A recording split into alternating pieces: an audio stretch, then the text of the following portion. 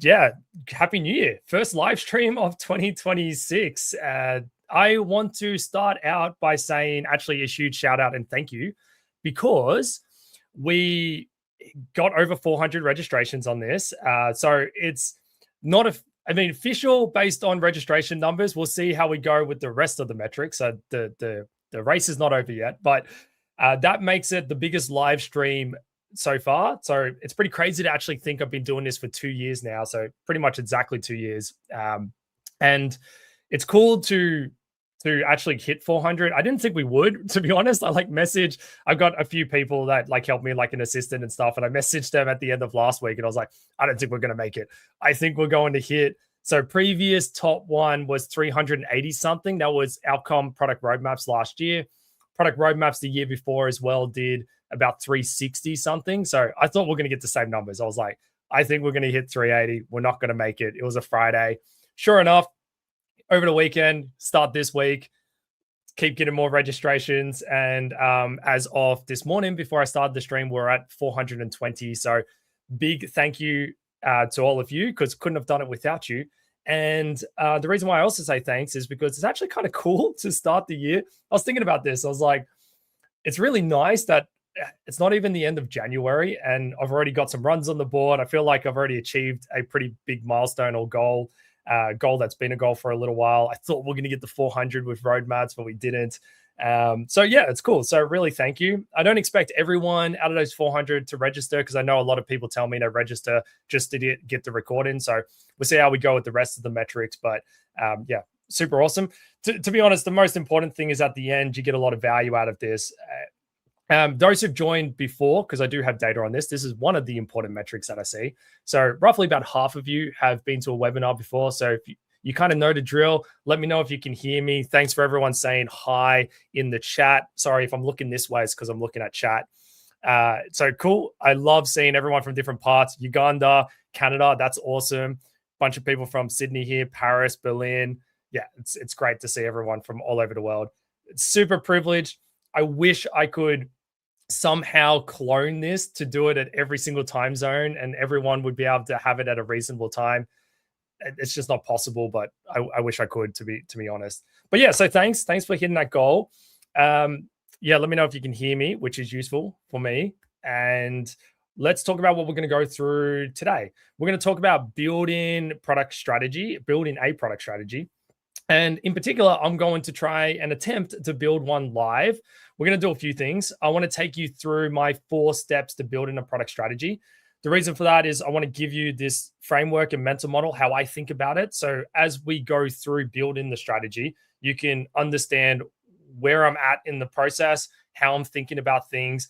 And then hopefully you can then, basically we can take that mental model of those steps, and then you can see it actually get applied. So we can take theory and then we can match it with application. Now, I've actually been super nervous for this, to be just completely vulnerable and honest. And the reason for that is, unlike other live streams that I've done in the past, where I've got a plan and I can practice it. And by the way, I practice it. Like I run through it and I do some practice runs. I can't practice this because there's no way I can build my strategy, then delete it and then build it again. And that also defeats the point. I want to do it live with all of you, and maybe you can help me a little bit as well. So the last couple of weeks, there's been nothing more than I've wanted to do than to actually sit down and think about my strategy and work through all of this. So I've been resisting that urge, for starters. And then at the same time, I can't practice this. So we're going to see how this goes, but there's no way I could have practiced any of this. So you're getting a real live thing. So hopefully the structure is going to work. This makes this both the biggest live stream and the one that I've been the most nervous about. So it's an interesting dynamic. But anyways, so that's what we're going to go through. Let's go through building product roadmap. We'll go through the 4 steps. I'll give you the framework, and then we'll start to go through actually building it. And cool, stream is all working. Awesome. Let me share my screen now and let's get into it. There's a bit of a delay too. So sometimes you might say something, it'll take me a while to kind of get there. So this is the Miro board that we're going to be working out of. But what I've done here on this side is I basically took last year's strategy and I put it into my template. Now, I don't always follow my template. So just to show you what this board looked like previously, it's just kind of like a big mess. And the reason why it's a big mess is because I don't have to put it into that template because the template's in my brain, right? So I'm kind of following it. And yeah, I'm already following it. So what I did was I basically was copy paste. It wasn't really anything fancy. I just copy pasted it and put it into this template. And this template is available.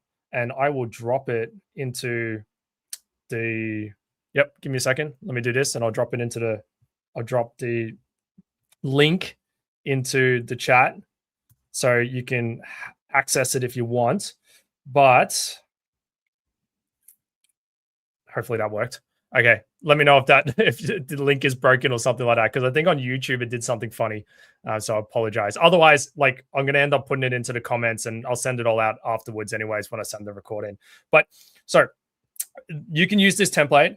This is the process I go through. It's basically me trying to take how I do strategy and systematize it and make it a little bit more intentional. It's something that I've used with a lot of the product leaders I coach, a lot of the founders I coach. I also know people that I haven't coached, that I just know people around the world that tell me that they use this as well. So it's very tried and tested. It works really well and you'll get to see it in practice. So let's go back to the Miro board. And the way that this works, to walk you through these steps, just very high level, we'll walk through it, is the first thing you need to do in your strategy is you have to get a bunch of inputs. So this first step is called inputs. And to help you, I kind of break this down into like inputs about the market and then the business and then the product. And the reason why I do that, just to sketch something really quickly, is I think about this as like concentric circles. And if you start really, really broad and wide, we start with the market, right? So this is everything outside of the company, outside of the product. Man, text is really small. Okay. So market, right? So this is like what is happening in our chosen industry market, what's going on type thing. This could be competitors, this could be, but this is also customer research, that type of stuff. And then the next layer in the onion, I should start actually coining some of these things. I don't know. I'm not that big on like creating frameworks. So to me, but anyways, so then you got business, and sorry, one's caps and one's not. Now my OCD is going to go a bit crazy, but then you start to look more inwards, right? So then we start to look at what is happening in our business. And for me, if I think about my business, I actually kind of have two businesses, but I think about, if we just focus on product pathways, that starts to encapsulate all the stuff that product pathways do. And we'll get more into this, but when I think about my product offerings with product pathways, I think about these live streams as one of them. I think about my content newsletter, so like YouTube newsletter as one of them as well. And then I think about my, obviously I've got my flagship thing, which is product mentorship, and then I've got like courses is really product pathways in its entirety. Then if you encapsulate all of that, you include things like sales, you include things like marketing, that type of stuff. That's when you start to build the business components. And then that's what we think about with business. And then you zoom in again, and this is why I think about it this way, like starting broad and slowly working your way in. Then you have your product. And I actually find working through these layers as, and my OCD is like, this is not lined up. And oh my God. Anyways, I think about working in these layers intentionally, because I find that, and this is me correcting everything because my OCD, I find that working broad and slowly zooming in to be just a very useful way to do it. Because then this way you kind of break down the problem space, or otherwise there's a lot of things to do research on, and there's a lot of things to get inputs on, and you can get lost in like, oh my God, there's just so many things that I need to learn about and I need to like get answers to and get data. But if you just start like broad, okay, and you can time box it too. Like I'm going to spend, X number of hours just doing some broad market research analysis type stuff, look at some competitors, do a few things. Okay, what's happening in the business? How's the business performing? What's the business strategy? That type of stuff, and then zoom into the product. So you can see what's going on here. I'm not going to walk through it all in depth because we will take ages, but looking at some trends, this was all last year, by the way, looking at some competitors, thinking about user segments, that type of stuff. I then reviewed how has things gone. So like 2024, had revenue up 12.5%, which was really good considering I had no new clients before April. Also, the product mentorship didn't exist. There's a whole bunch of stuff around that. So a bunch of data, what didn't I what didn't work, that type of stuff, like what worked, what didn't work. You know, if you're a big fan of like Richard Ramel's Good Strategy, Bad Strategy, he talks a lot about like having this honest appreciation of the current state. So this is kind of what you're doing here, right? Like you need to have this honest appreciation of, okay, what didn't work? What am I struggling with? You know, those types of things. And then we start to get into the products, which is I start thinking about like the content, what's working, what's not, analyzing it. Yeah, what's working, what's not. What's the data? So I pull a whole bunch of data around that. And yeah, so that's the first step. So inputs. Then what you need to do with those inputs is we need to filter signals from noise, right? So there's a bunch of things that it's going to be like, who cares? And then there's some interesting things. The key insights that I pulled for last year, again, I'm not going to go through all of these, but we'll talk about what and think about this year with some of these. And then I start to form what I call like hypotheses. So basically you need data about the past. So these like insights about the past. What do I believe will be true in the future? And then we mix those together to create narratives. This is really important because these are the things or the strings or the threads or the backbone, whatever words you want to use, that you are going to base your strategic decisions on, right? If you believe something is happening, you're going to make decisions on it, and you'll see how this works in practice. Then you need to start to think about those decisions. So that's when I call this step levers, right? So we go from inputs to narratives to then levers. And then this is a lot of brainstorming. Like, okay, like what's my current state flywheel? What could it look like in the future?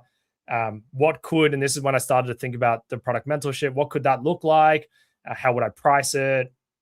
I did some more research around that. So this was actually like a Van Weston drop price sensitivity test that I did to try and work out what the optimal price point is. A video for another day.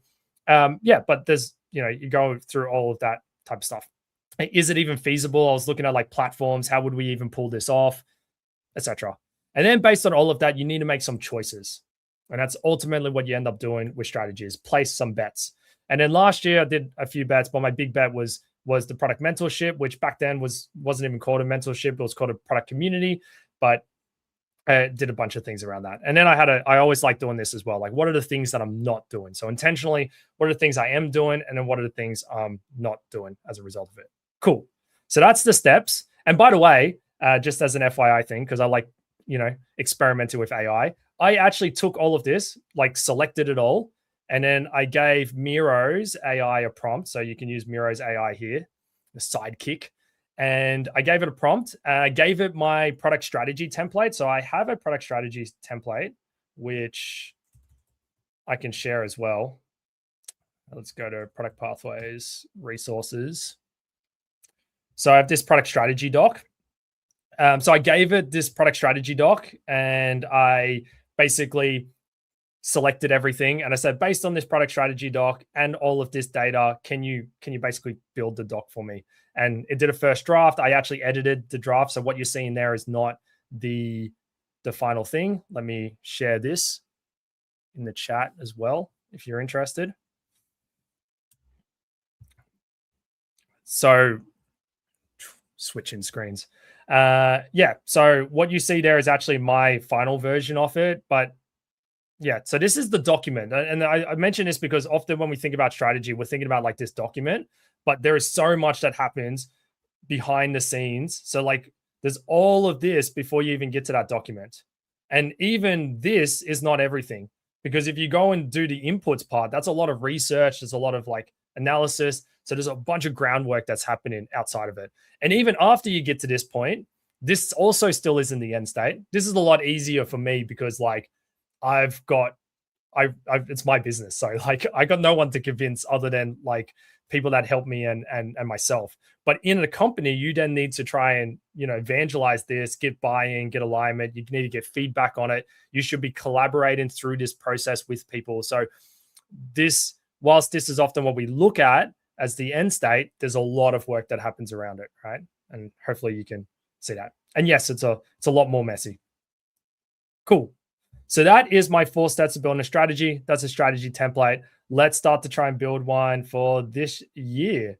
So let me walk you through just so you have some context, and I can give you a little bit of how I'm thinking about this. So obviously this is nowhere near as structured. This is just me dumping some of it. So obviously we couldn't do from 0 all the way out because I'd have to do this research, and that would be a couple of hour live stream in itself, just me doing this research. So I've done some research, done some groundwork, and kind of bringing it across.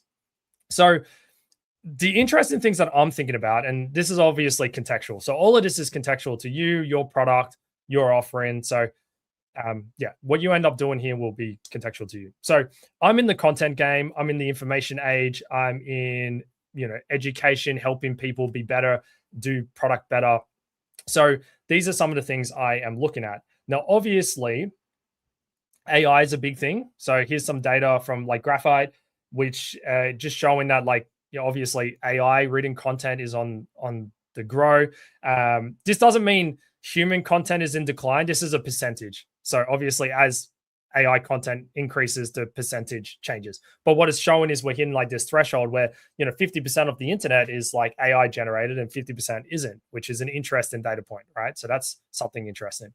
Another thing that's interesting is this shift. So HubSpot did this great live stream and talk, which is really good to just listen to and understand, what's their research saying. But what they're seeing is like, a couple of years ago, if you did really high educational content, and this is the space I play into, like my newsletter would fall into this category, where if I do like a really good newsletter that's like breaking down how to do this thing, I've done a few like with roadmaps and stuff like that.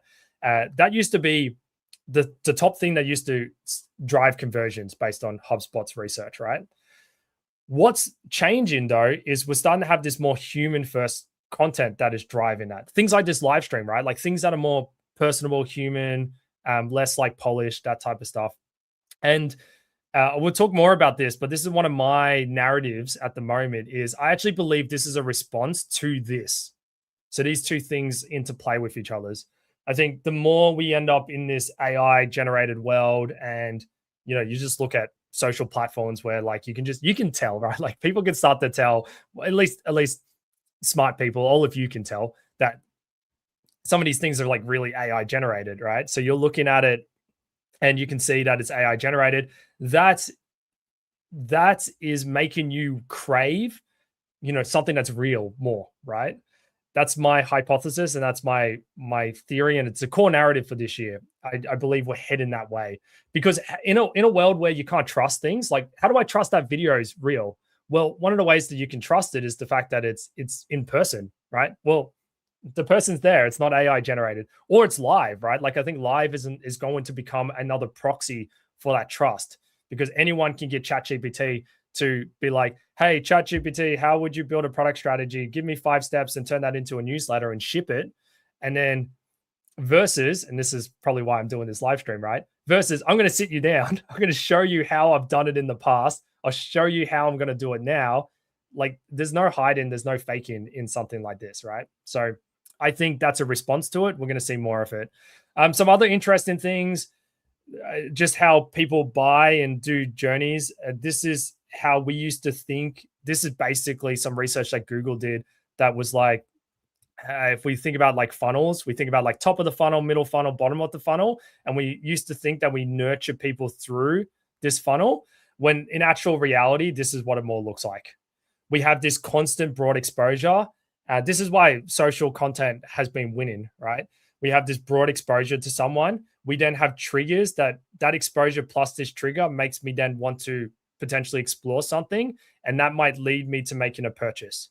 But this middle ground is actually this messy journey. Like we look at multiple things or one thing, we leave, we come back. It can be a very long and drawn out thing. It's not so simple as nurturing somebody through the funnel. So it's something else that's really big with how I'm thinking about this. So yeah, just changing how I think about it. Some other research just around this, just about like other dynamics. There's this new concept, and this is really why I think podcasts are winning right now, where they did same research. They looked at how much exposure do people need in order to actually go and actually buy stuff. And they found that it was this 7-11-4, where you need 7 hours of exposure, 11 interactions, and you need to see somebody across 4 different platforms. And that's like building trust is what happens during that. But yeah, some interesting things. And then if you saw my live stream at the end of last year, I went through all of this data below, which was like some of the big trends that are happening inside product today. So you can go find that one. We're not going to go deep through it as well, but some key things like product markets recovering. Obviously, AI PM's a big one. There's a lot about AI powered. So AI powered is obviously a big thing now. There's limited ROI though, and actually building AI products is actually really hard, especially in enterprises. Companies are shifting from growth towards profit. So there's much more money conscious. We're trying to have more sustainable business models. Product strategy is a really big theme in all of this, right? So people don't feel like they can measure success. They don't feel like things are working. I'll zoom into this data because this is relevant to some of the things I'm thinking about. But like a lack of company strategy has been one of the reasons why things don't meet a return on investment. And that's up from 25% last year to 38%. So this was from product plan research. But yeah, just a bunch of trends there. So strategic thinking being a big one. And obviously things are changing around roles. So that's kind of like state of market. If we think about like content and we think about product, from a business perspective, my revenue was up 25% this year. I don't take home that extra 25%. I've actually brought on a video editor and some other and a designer. So that money's going there, unfortunately, but fortunately, it's fine. This is what it's like to build a business and scale. I added 5,000 people to the newsletter, 4,000 people on LinkedIn, 1,000 people on YouTube, which is great. Probably we'll get deeper into the product stuff, just some other things around that, some other data. Video editors helping, that's been working well. I really struggled to get consistency this year. And what ended up happening was whilst revenue was up, if I actually look across everything, so if I look across like subscriber growth, if I look across conversions from newsletter, like newsletter reads and stuff like that, those things weren't up on last year. So if you actually think about it, they were kind of like flat. So even though I added subscribers, like the total number of people who read my newsletter was the same as last year. So it's interesting that I still got growth, which means something like there's things that are working. I kind of know what those things are because I doubled down on the right things, but obviously I couldn't grow in certain areas. But yeah, cool. That's kind of that. Diving into the product stuff, product mentorship was the big bet that I made this year. That took my focus away from other things, but it's been good. It was a 5-figure launch. I had 7 people join the product mentorship that all wanted to land a new job. They all did land a new job last year, which was great. I did a experiment at the end of last year about doing a product discovery course, which I'm wrapping up right now because I had some health issues at the end of last year, unfortunately, but that was pretty much a success from the metrics that I had. So I was pretty happy with that. Had more people wanting, like more founders and people interested in building their own companies actually join the product mentorship and just get interested in my content. So I thought that was an interesting trend that happened as well. Got a lot of renewals. So product mentorship's just doing well is pretty much what you can take away from that. I'm not trying to pitch it or anything like that. I'm just going through the data. Self-paced courses. So this is where I dropped the ball really because I focused on the product mentorship and I'm not making excuses, but I had the health issues at the end of the year and stuff. I didn't add any new self-paced courses last year, which I wanted to add 2. So I completely failed that one. I didn't get any growth in self-paced courses. I got sales. They did fine. They did the same as last year. So this is another good example. It did the same as last year. It didn't go up. And I didn't invest in it because I was looking at the product mentorship. So I probably need to think about what to do there. Content, again, probably similar both to what I just said. Certain things did well. Oh yeah. Obviously there's more interest in the AI side of the fence, right? So clearly there's an interest there. Haven't really done too much content in that space, but something to think about. But yeah, so that's my inputs. What I need to do now is start to turn these into narratives. So I'm going to start turning these into narratives. We're going to do this live, which will be interesting. Sorry, just looking at chat. These are the 2 big ones I already have that I've put down. I think we're moving into, so one of my narratives is that I think we're moving into this era of like long form unscripted content. I think podcasts have become really popular. Why do I believe that's true? I think that this is happening because 1, we can see the rise in all of those things. I also think that this is, again, going back to that AI thing. I think it's becoming a proxy for trust, right? So people are going to gravitate towards these things to build credibility and trust. If you think about, and this is how all of this fits together, right? If you think about the data here, you think about all of this data, and then if I look at the things that drive my business model and my flywheel, it's the long form content because of these things. Okay, cool. Well, then we're moving into this kind of era. So this is what you need to think about. So just trying to extrapolate this to like, how does this work for you in your context? This is you then taking all those inputs and then being like, okay, what does it mean? What does it all mean, right? Like we have all this data and customers are doing this and the business is doing this. What does it all mean? And this is what the narratives are. And then you need to project in the future. This is the hard part about strategy, right? So this is just a pause here too. This is important because what people do, and this is a big mistake, they take the data and they just jump to conclusions. So they go, okay, we should just double down on the product mentorship, do nothing here because, it didn't grow.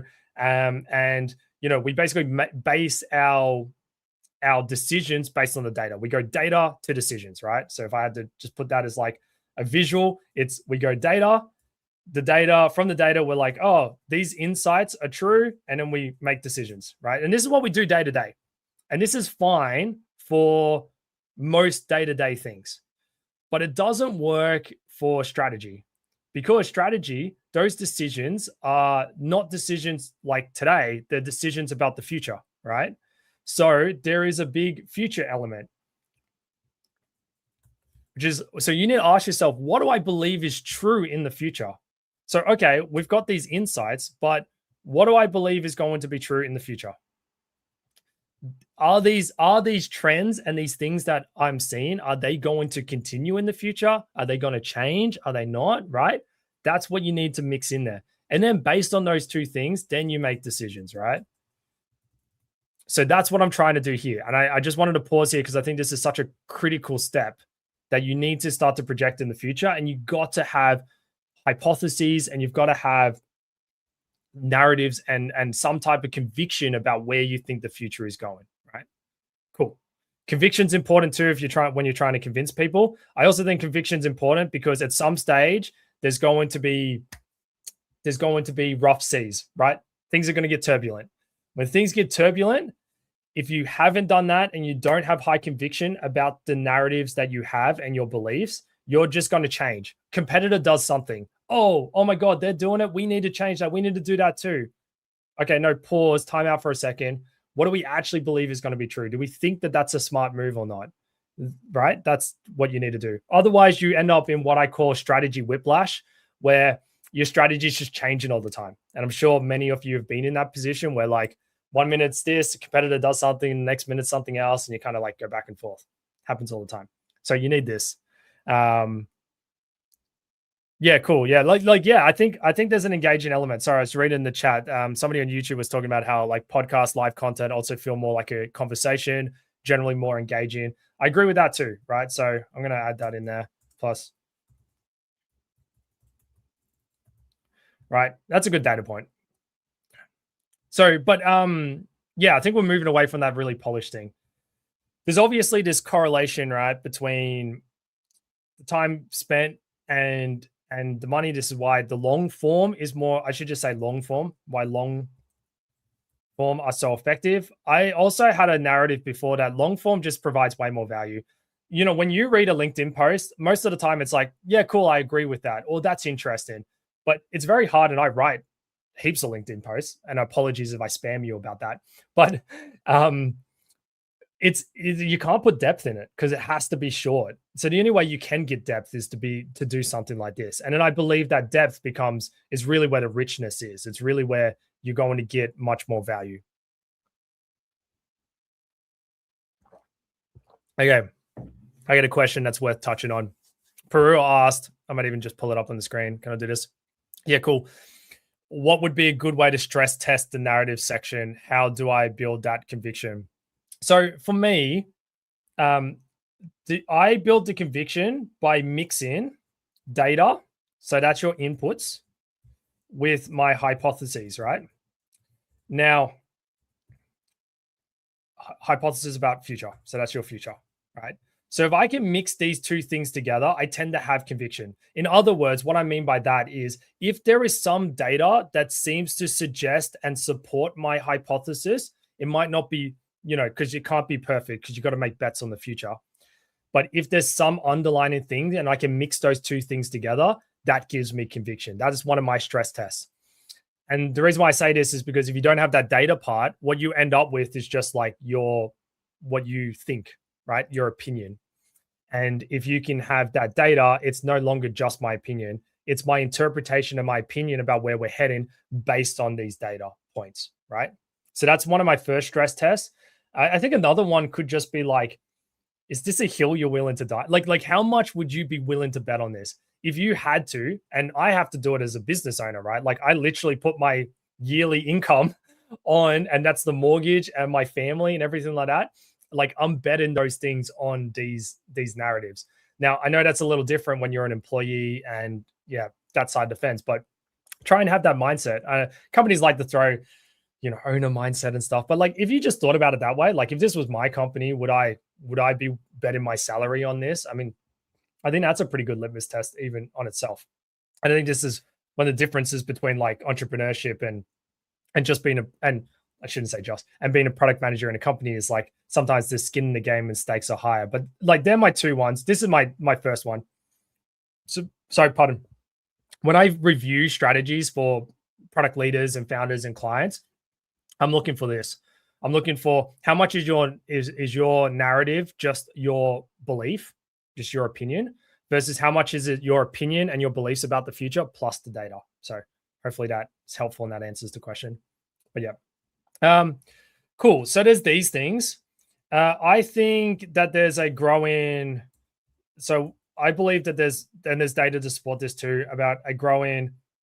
I don't know how to phrase this, but what I want to say is like growing need, desire for connection, right? So connection can come in many different forms. It could come in, doing stuff like this. These are the difference between the narrative and solutioning, right? And this is why I changed this to long form, because long form could be, we'll do more live stream. It could be start a podcast. It could be write really long newsletters. It could be, there's many different things. Do in-person events. And same with this. This could be in-person events, could be virtual events, could be stuff like that. So I think there's more of a need around that. I think they're the big ones that are happening for me. Sorry, looking at cool. Answer the question. I think there's more. I think the big narratives for me that I've been thinking about is like more long form, more unscripted live stuff, more need for connection. This could include in person. We did a in-person dinner for the product mentorship at the end of, for those in Sydney, because I'm based in Sydney, for the end of last year. And that was, talk about a data point, right? Like that was super successful. So you use that as like an input and a data point. It's like, oh, cool. People actually really want, these live connection type events. Okay, maybe I should do more of it. And then I start to think about, well, what do I think about is going to happen in the future? And then my future hypotheses are, well, AI. So the thing that underpins all of this is I think AI content will grow. I think our trust, I think we'll look for proxies for trust. I think so that's one, we'll look for proxies for trust. I think the other one is that we will, like the more, like, can you just think about the future? This is I've been thinking about this, right? Naturally. We might end up in a world where like every time you want to talk to a company, it's like you're talking to their AI chatbot. Every time you want to, you try and get help, you then go to ChatGPT and you talk to AI. There is going to be a point in time where our interactions, so maybe I'll separate this, right? I'll do this underneath. Our interactions with AI, and I even just say tech in general, will increase and has been increasing, will continue to increase. As a result, our interactions with people will decrease, resulting in us wanting more connection with people.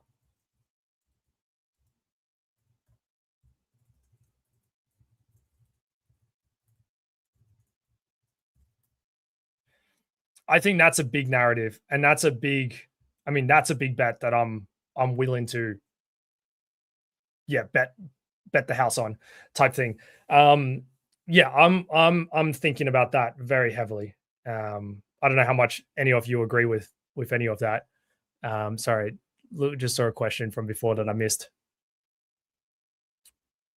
Oh, Kate. So Kate asked a question about how would I adapt this for existing products, not starting at the beginning. And this is existing stuff. So the way that I do this is I this is like revisiting an existing product. So what I would do is I would just be like, okay, what is the data on, if I think about the existing product, let's think about the market that it plays in. Let's think about the business that it sits in, and then let's review the product that exists today, and then you work through it, right? Do I have new narratives? Do I have not new narratives? So this works perfectly fine for existing products. And what you would be doing is you'll be like rebooting the strategy. And if you want to, you can review the current strategy. So that's something that I did. I spent time going through this and review it and be like, okay, what do I, and you could take the narratives from previously and be like, okay, do I agree with these narratives? Do I not agree with them? What is still true versus what do I think is different? Yeah. So you can do that. That works really well. I think those things are the big ones for me. Yes, let's move on. We might come back to it. And this is something that you'll find. You'll kind of go bounce back and forwards. It's not so linear. Yeah. So these were the principles I had last year, which were these ones. And I added 2 more. And I've been thinking about these 2 for this year to add. So one of my principles is and, not either or. I think we challenge really that assumption that like everything needs to be a trade-off. Things are absolutely a trade-off, but like, you know, why can't, for example, this stream is going out on YouTube, it's on StreamYard, where majority of you are, it's on LinkedIn, it's on X as well. So like, why not? I can press a button and I can stream across all of them. So you can do that. So that's and, not either or. And the reason why principles are useful is because principles help guide your decision making. So if I think about the narratives and now I'm going to start making decisions, what are the principles that I want to anchor some of those decisions to? So that's what these are. This was from last year too, like be anti-AI. And that one, again, I think is continuing this year for sure. Like let's double down on human connection, double down on like one of the things I think about is like, how do I double down on the things that don't scale, right? Like if everyone's chasing scale and everyone's trying to do things in this like highly scaled way, again, trying to use AI to do it, how do I not do that? The other day I spent a couple of hours just going through the 100 odd LinkedIn connection requests that I had. I go through every single one of them. This is probably a bad idea, but this is the reason why I do it is because of this principle and all the things that we've talked about so far. I go through all of them. I review them all manually, and the ones that I think are legit connections, like head of products and founders and stuff like that, I connect and I drop a message. And some of you probably got a message from me, and I write that message. So like, you know, very anti-AI. I could automate the hell out of that, but I don't think that's the right thing to do. Not based on those narratives, and that's a bet that I'm making. Cool. So this is a shift that I want to try and be more on the demand side, not necessarily the fulfillment side. So do more stuff like this, I think is something I've been thinking about. And obviously this was more of a reminder. I think let compounding do the work. So compounding does a lot. So what choices can I do? This is where I've had some thoughts around all of this. So this is where I need all of your help. Okay. So what do we have? Let's talk about flywheel for a second here. So we think about it this way. We got the product mentorship, which is really the flagship thing that I think, and we'll break it down and we'll kind of get more into product mentorship. But so based on those narratives, I think we do more of these things, more live streams. Okay. More live streams. Live streams help feed product mentorship. We need to drive those live streams. So this is where social content, I could do paid ads. I don't know. I don't really think I want to do that, but those things are going to drive this. It's going to drive going to drive that. We've got newsletter as well. Go to YouTube. It's going to drive more live streams, drive product mentorship. And then I think some of the things maybe you think about in product mentorship is going to be things like more in-person, more live workshops. Yeah. And again, you can see how I've immediately gone to these conclusions because of the narratives that I had. Because like, here's some other things I could do. I could be like more self-paced courses. But that does not align with those narratives that we just went through, right? So this is why this process is super useful and super important, because it starts to filter your thinking, and it should guide your thinking is how I think about this. Okay. That's not to say maybe I won't still do self-paced courses, but those things drive that. Live streams. Obviously, these things can drive product mentorship as well. Something else, talk about live cohorts. So I ran a live discovery cohort at the end of the year. That was quite successful. Well, it was successful. I hit the numbers that I wanted to hit on it. So it was successful. And I also did it as an experiment to see if it could drive some mentorship signups, which it did as well. So I think, again, anchoring on the live thing, we could do more live cohort stuff. Live cohort stuff can drive more product mentorship stuff. Yeah, this is obviously a lot of effort. So this is something that I need to think about. But that's how, like, I guess these things start to feed into each other's. More in-person events, more live workshops, thinking about with product mentorship. The other thing that obviously we've been talking about is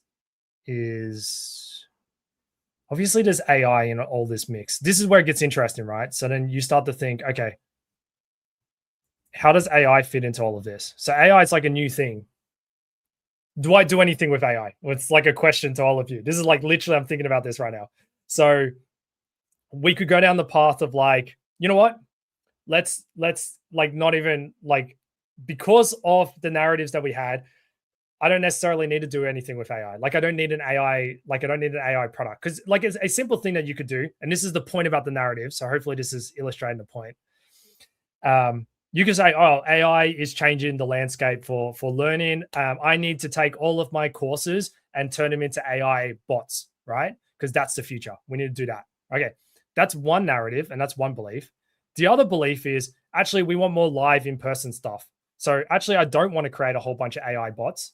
I could, but maybe actually what I want to do is do more live streams, do more live cohorts, do more live stuff in the product and double down on the product mentorship. Maybe that's actually what I want to do as a result of all of that, right?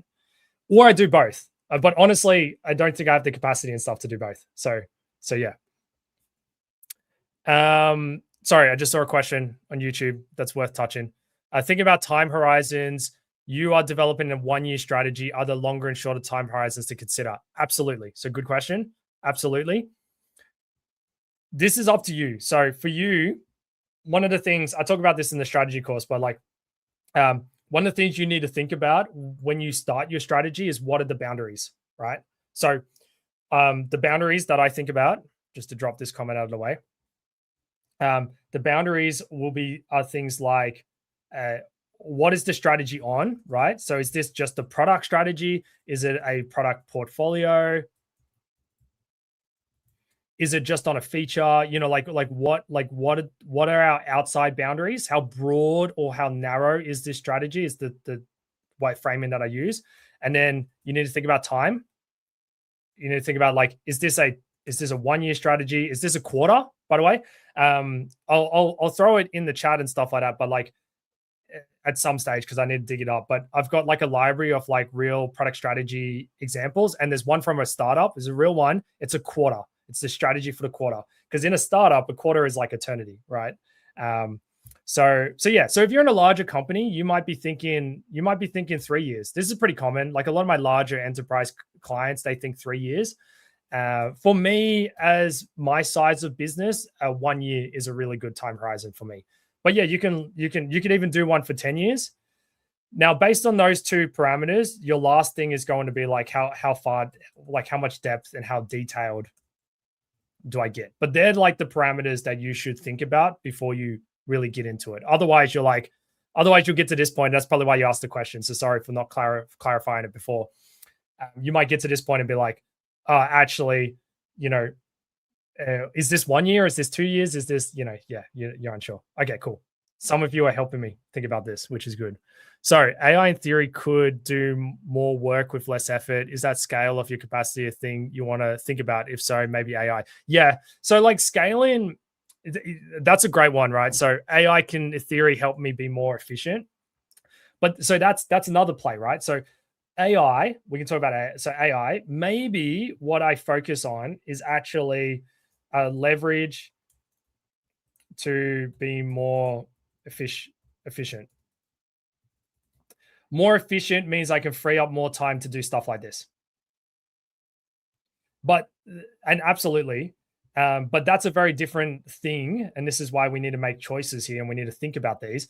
That's a very different one to being like, actually, we need to make this whole business AI. And there's some companies and products out there that have done that. They've gone all in on AI. They've just jumped straight to it. So I think about this. I am thinking about this. Sorry, I can't spell this. All right. My coffee's gone cold. If you let a coffee go cold, you get two coffees out of it. You get your warm coffee, and then you get an iced coffee. So it's a win, especially here in Australia when it's hot. So yes, I'm thinking about it more in the sense of being more efficient. What I would like to do, to be honest, I think I'd like to do some small experiments on it. I think this year I could do some tests, come up with some small experiments of things that I could use AI for and test it. So this year could be more of a test year, right? And I could get 6 months into it. This is another thing with strategy and something to be mindful of. I could make this choice now and do some experiments, and I could get to the middle of the year and say, you know what, those experiments worked really, really well. I'm going to pivot my strategy. We're gonna bin all of this, and we're gonna go all in over here. That's totally fine. That's completely what you should be doing. So I don't think that this is ever locked in, right? I think this is where I'm thinking. I'm thinking what you just said. Who said it? I think Walter said it. I think I'm thinking that, right? I'm thinking leverage it to make myself more effective, which I'm absolutely am. And how do I run a few experiments? Just create some capacity to run some experiments. I think this is important. Here's a concept. Here's a teaching concept. There's a concept known as 70-20-10. And this is an innovation strategy concept, which is like, this stuff you learn when you get more into product leadership and you have to run like a product portfolio. But the idea is like, how do I distribute my bets? So 70%, this is kind of backwards, but 70% should be, let me just write it underneath. 70% should be your core stuff, right? So this should be your core business, whatever is driving most of your revenue. So for me, I'm going to put 70% of my effort into probably this box over here, right? Social, live stream, maybe some more live courses. We'll make that decision in a second. Product mentorship, yeah, probably in this space, right? So that's my core. Then you do adjacent. So you basically have 20% goes to adjacent bets. So some of my adjacent bets would be actually adjacent offerings are things like self-paced courses at the moment. But they could be something new. And then 10% should be new. And sometimes people call them like moonshots, right? So 10% then goes to moonshots. How I'm thinking about this is this can be that 10%, right? How do I just allocate a percentage to just experiment with some stuff and see how it works? And maybe those moonshots become the new core thing. This is the idea of spreading your bets. This is an important model to think about. And this is the exact step where you would be thinking about this. And this is what I'm thinking about. So hopefully that's a useful concept for you as well. Idea, live stream on how to use AI for efficiency from product. Yeah, I think we can, to be honest. So one of the narratives is obviously, or one of the data points I have is obviously getting more interest on people, how people use AI day to day, including myself. My product discovery course that I'm just wrapping up now, I included a bunch of stuff about AI on it. I've been adding AI into all of my stuff and content and courses. It's been popular in the product mentorship. So I do think we can. I think, yeah, you definitely could. Debbie. Yeah. So like, I think that could be one of the experiments. So Debbie just said like create an Ant Murphy LLM. I think that could be one of the experiments. So that would be like one of the things that we could do with AI. Let's start to do experiments here. Experiment options.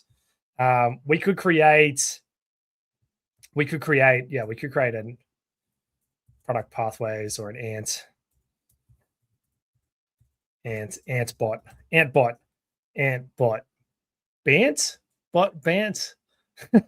Oh, come on with a good name at some stage around that. So we could do something like that. I think that could be a small experiment that like, put a couple of hours into it. I'll create, maybe some really rudimentary RAG that just takes all of my courses, content, all of these live streams, and trains it on it. Like, I think we could definitely do something like that. That would be an interesting experiment to do. But this is my point. I think I'm going to contain this to like 10, 15% of my capacity, and we'll see how it goes and resonates. And Supreme, and I'll have a look at that link later. But yeah. So live streams and I think we can do that too. So we can do more live streams. I think we can do some on AI. What else can we do around that? I think we do. I don't know. You all in like getting value out of this. And actually I got some good data that people get a lot of value out of the live streams anyways, because a decent number of you come back. So it's always an important thing. So yeah, I think we can do some on AI. I want to do more doing stuff like what we're doing here. I think I want to do more of that, more doing live. The reason for that is what I was talking about before, how I think in an AI world, you can't fake this if you're actually doing it live. So we'll do that. Product strategy, AI code. I think that's another option, right? So a smaller experiment would be, sorry for the delay. A smaller experiment would be like do specific AI coaches. So I could do one on discovery. The two that I'd probably anchor on would be discovery or strategy. And based on my data actually that I pulled, maybe strategy becomes more important this year. Just because like the data I pulled, for those who were at the last live stream, like strategy is just like such an important thing right now.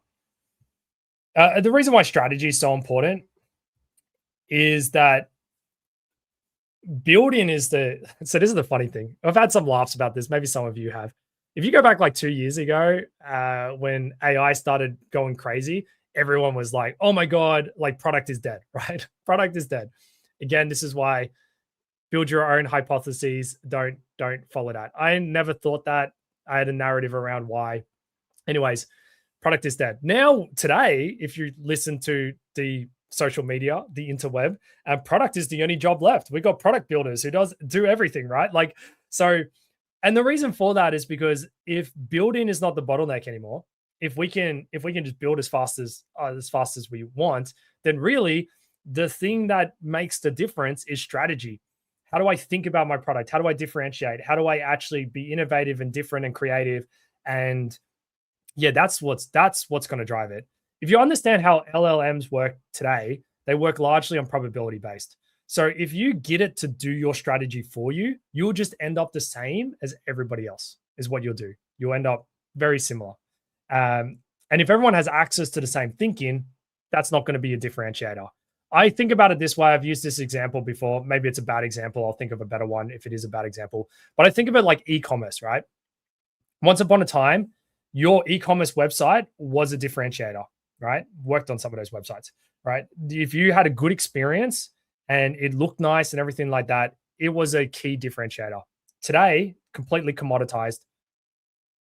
It's not a differentiator. Everyone has a Shopify store, basically. And Shopify has invested millions, if not billions of dollars into trying to make that e-commerce experience as best as possible. Their checkout experience they got stats about how it converts better than everywhere else. So it's completely commoditized, which means that your differentiator needs to be something else. And what's happening in the e-commerce space today, anyone's interested, probably not, but it's really focused on brands.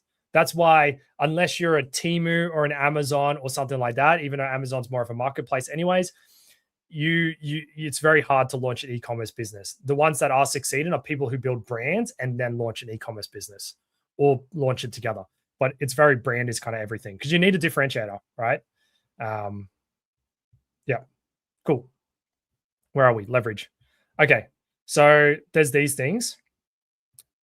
I'm working on an adjacent one. This is just more of an FYI. We probably won't go deep into it, but one of my adjacent ones that I'm working on right now is I've coined it Product OS, but it's probably going to get called something else. But the idea behind Product OS is I want to start to talk about codifying and doing stuff more. This is just an adjacent bet and it might not pan out, but the idea is that to codify more of how companies operate.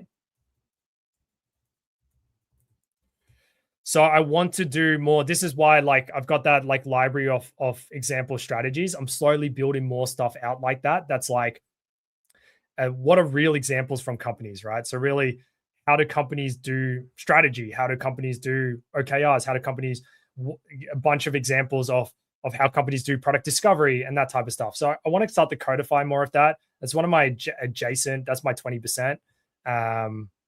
Yeah, want to do more on that. It's kind of like in stealth build mode, FYI. Involve other people live. Yeah, so yeah, we can do more of that. I've done a few of them where I had guests, so we can have guests. Yeah, we can definitely do that. So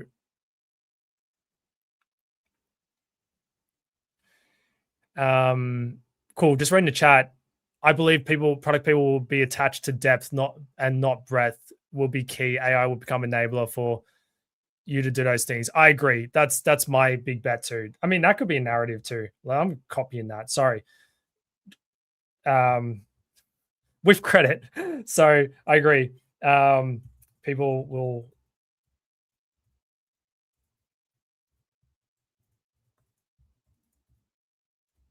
I 100% agree with that. That is, yeah, I think that's a big narrative as well. Okay. So what else do we have? So I guess the value of AI in theory is that you can do more work with less effort, scale your company, a thing you want to think about. If so, maybe AI, but what else could you do instead? From Walter. Use AI to help me research products. Sorry, I'm catching up on chat based on changes happening in the marketplace. Yeah, no, totally. I'm doing that. I'm getting AI to help me with research, understand dynamics and changes. I got AI to help with some of that research. So some of that data that you saw on the board, definitely things that are happening. But this is also just a good example of where I think I'm going to prioritize again the depth over the breadth. So I could do content. This would be easy to do, right? Get AI to get a bunch of data about what's happening in the job market. I can do data around that, but I don't think that's the depth. I don't think that's where I want to play. I think that is that's interesting, but it's shallow. It's okay, cool. AI PM's becoming a thing. I'd much prefer to be let me show you how I use AI to do research. So I could show you. I mean, I could even pull something up really quickly now. Where's ChatGPT? Where's my competitive? Yeah. So I got it. Show you some stuff. Big table. So I gave it a prompt. I definitely have learned a lot from this. So I could do a different prompt as well. But I was like, hey, you're my research assistant. I've got an online educational product building for product managers. Like you to table the top 20 current companies and their offering. I gave them a bunch of breakdown of how I want them to think about that offering. If I was to do this again, and if I was to take this to the next level, the way that I would do this is I would make these separate agents and I would make the agents do each task itself, right? So I'd get someone to do positioning and I would have positions below it, but target customer and positioning. And I would have specific prompts on how to do that well. Yeah, so that's some of the things, but it did a pretty good job, and it pulled a bunch of stuff. I've obviously gone through and verified what I think, like whether I think this is true or not. But yeah, this is a huge way that AI is helping. Like this just make me more efficient. Like this would have taken me ages to fill out, right? A couple of hours. But it's much easier if I get them to do it. I can put it into a table. I can then download that Excel spreadsheet. I can then manipulate it. Yeah. But I'll much prefer to show you stuff like that, is kind of where my headspace is at. Okay. So I'm thinking more live courses. I'm thinking more live streams. I'm thinking we double down on the product mentorship. I have some other product OS will continue as the 20%. So 20% product OS, core product this, 10% AI moonshots. We can do a few. I think we could do some coaches, some little bots.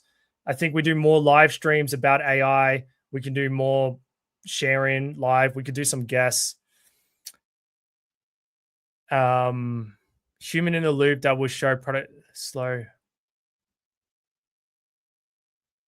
That was, I think you need to consider the human in the loop that will slow product development down, I'm assuming, i.e., the amount of people involved in the feedback loop. Tell me more about that. I'm interested. What do you mean by that?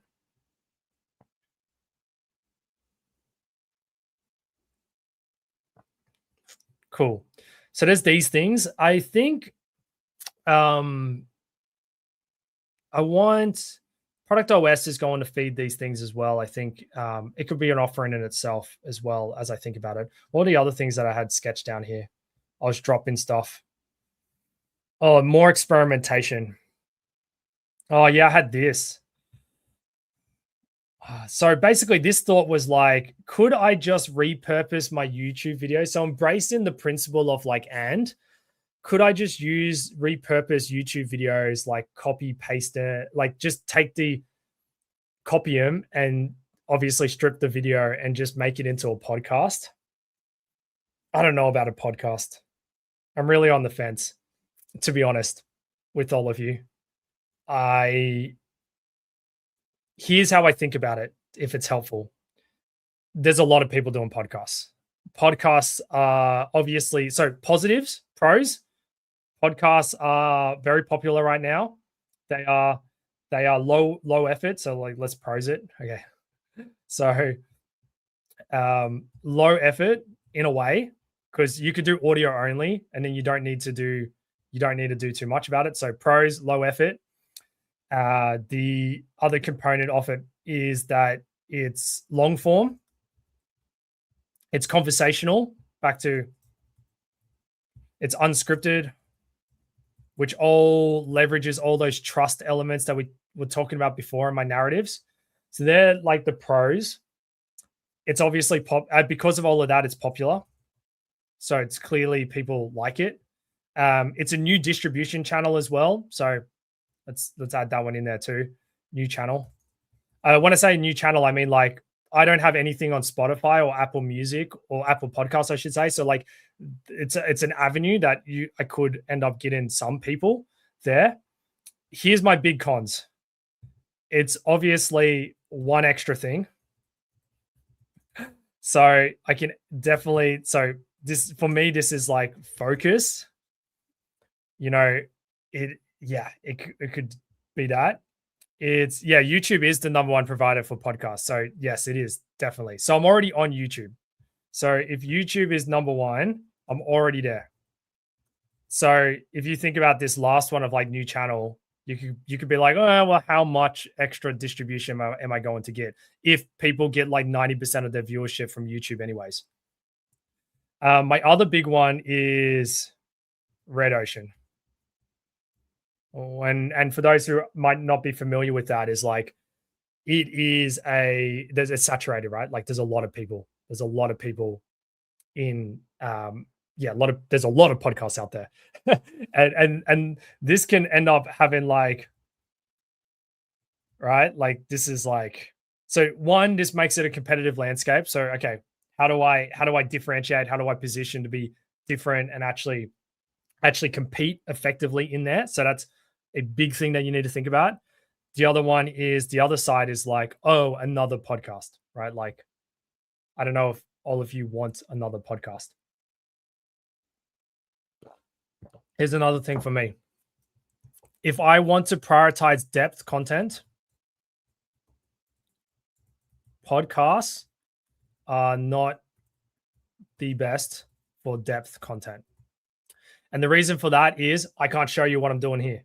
And any of you know me, I'm a very visual person. So yeah. So that's probably the other one that I'm not the biggest fan of. Content type, long form is more important than channel, in my opinion. I agree too. So and this is where the narratives come in, right? So this is great. Like, Justin, you're thinking exactly what you should be thinking here, which is, what is the most important thing? I don't want to just jump on a craze. I want to follow my narratives. So my narrative is that the long form part and stuff being like unscripted and stuff is important. That's what's important. The solution, whether it's a podcast or whether it's something else, is not as important. So here's my conclusion at the moment. Yeah, Rebecca said, I think your videos and live streams are more effective because a lot of the content contains visuals. Yeah, 100%, which is the point. Yeah, it does probably a delay on that one. So here's my thinking at the moment, and you can all tell me if you disagree. I'm going to say no to podcasts again. Every single year this bloody question comes up. So we're going to say no to podcasts. And this is the same. I'm also saying no to a book, by the way, too. So before anyone asks, say no to a book. But we're going to say yes to live streams. I am very, yeah. So a lot of you reacted to the visual side. So this is where I'm at. Okay. So no to podcasts for now. We'll revisit this in 12 months. Yes to live streams. We'll keep it visual. So some other things we'll add here. Keep it visual. Yeah. And yeah, we'll anchor on that. So yes to live streams. We'll continue with YouTube. So we're not going to stop YouTube. And yeah, is there value in prioritizing your narratives? Autumn asked. Yes, 100% there is, because some narratives might be more important than others. So you might prioritize long form content over it being live, as an example. Right. So if you think about these, let me just make that a real example. So you could prioritize, and this is how I'm prioritizing, by the way. You could prioritize, maybe I'll change this, but you could prioritize that actually the long form side of the fence. So people want in depth, right? That is more important than this growing need and desire for connection, right? So you could say like those two is number one. You could say actually this could be number two, proxies for trust, and then this last one could be number three. Probably how I think about it. But yeah, 100% it's worth prioritizing, because this can drive. Because if you say this one is number one, I might just completely pivot and everything's going to be live. Everything's going to be live and or in person. So then you could just like, I'm only doing in-person stuff, in-person coaching, in-person training, in-person content, in-person events, right? If that's number one.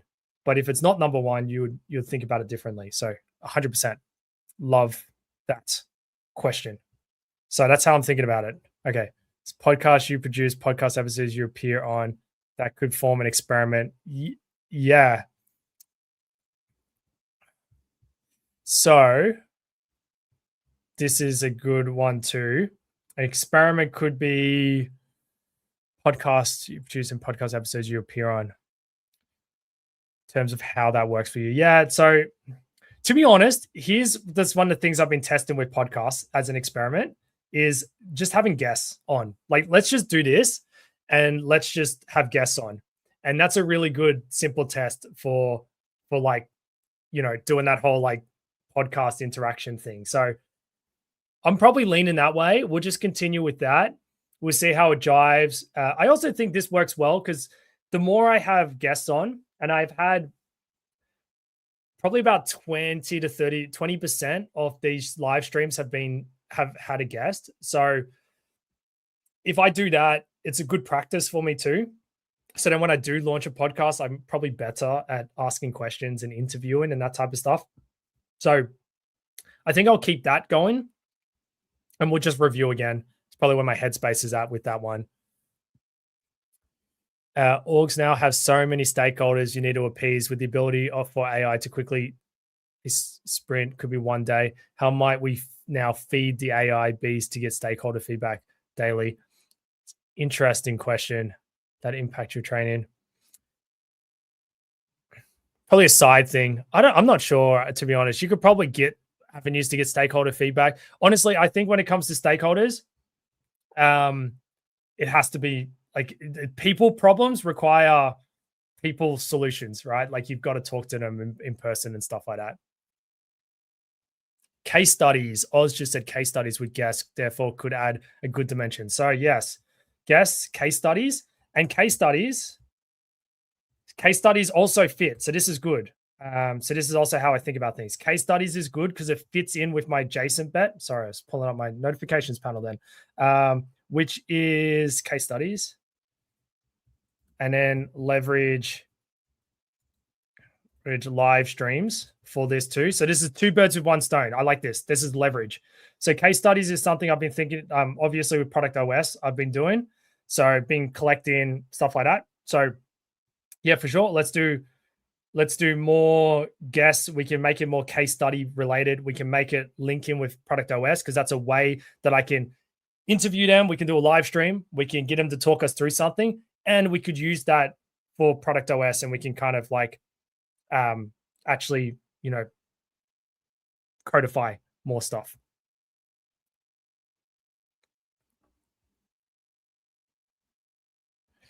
That's a good question, Justin, actually. And I like the challenge. So Justin on YouTube asked, I'm going to pull it up, just explain my thinking about not wanting to optimize for podcasts, but wanting to include guests more often seems counterintuitive, perhaps counterproductive. So great question. Here's how I think about it, and I'm okay to be challenged and wrong on this one again. Guests right now account for about 20%. So to me, it kind of falls a little bit into the moonshots and like practice. So I think about it this way. I can include some guests and I can use that as a way to test that type of content. And if the guests perform really, really well, then maybe we do more of it. Actually, to be honest, it hasn't performed well in the past. So I'm actually second questioning all of this now. They haven't been the most popular stuff. This stuff has been the most popular. So that's a data point, right? Okay. So again, that's a data point. Going back to stress testing your narratives, that's a data point that's counter to what I just said. So stress test failed. Okay. So my thinking was, and this is when I started doing it. So a year ago, I started having some guests. My thinking was, let's just have a few. It falls into this 10% moonshot bucket. It's a way to test that type of content. Does it resonate? Does it not? If it does, we can do more of it. If it does, maybe we do a podcast. And then I also just thought when Oz said it just a minute ago in the chat on StreamYard, he said case studies. And I liked case studies because case studies was a way that I could actually work on this Product OS thing. But now I'm thinking that's not even worth doing. Do I just not even bother with guests this year? Honestly, I'm leaning that way now. I'm still going to interview people. I still need to interview people for this, but maybe I leave it as just Product OS. We interview in order for me to codify. Codify becomes a thing. They'll kind of come out more, hopefully this year. And then I just double down here. This is really where I need to double down.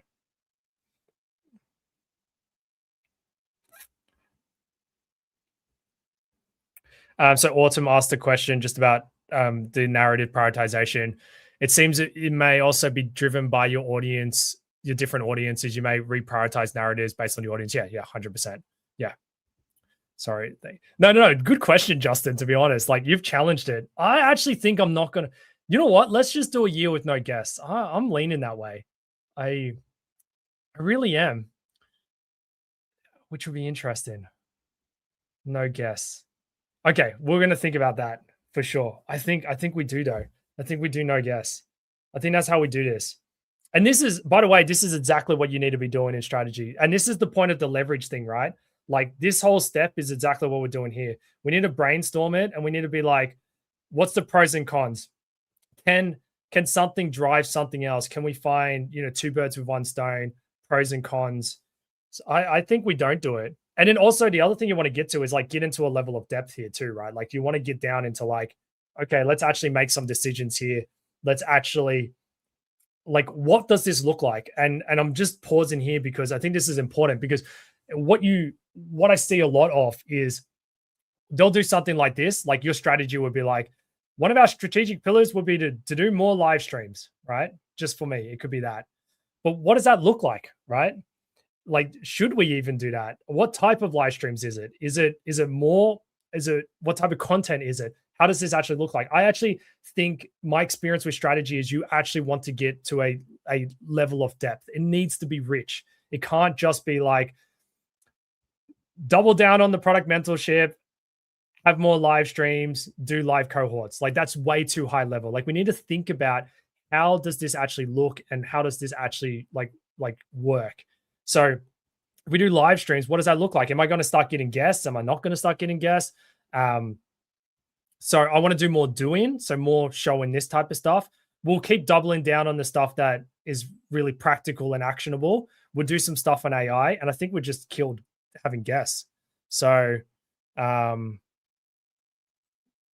yeah. So let's do that. Yeah. So like somebody just said, like Lenny only. So Lenny's the opposite. Like Lenny has a podcast, and his style is that classic podcast guest style. So he only does guests. And to be honest, like talk about differentiation. Here's another reason why I think this is important. So I actually think getting rid of guests actually creates a point of differentiation.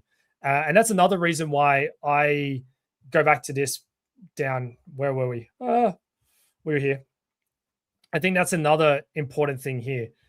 A podcast, if everyone, so you go red ocean, you need to think about like, what is my differentiation here? Right? If everyone does podcasts where they interview people, I don't have a point of differentiation if I just do the same thing. If I just like interview people, it's like, well, okay, what's the difference between Ant's podcast and all these other 50 other podcasts that exist, right? There's no differentiation there.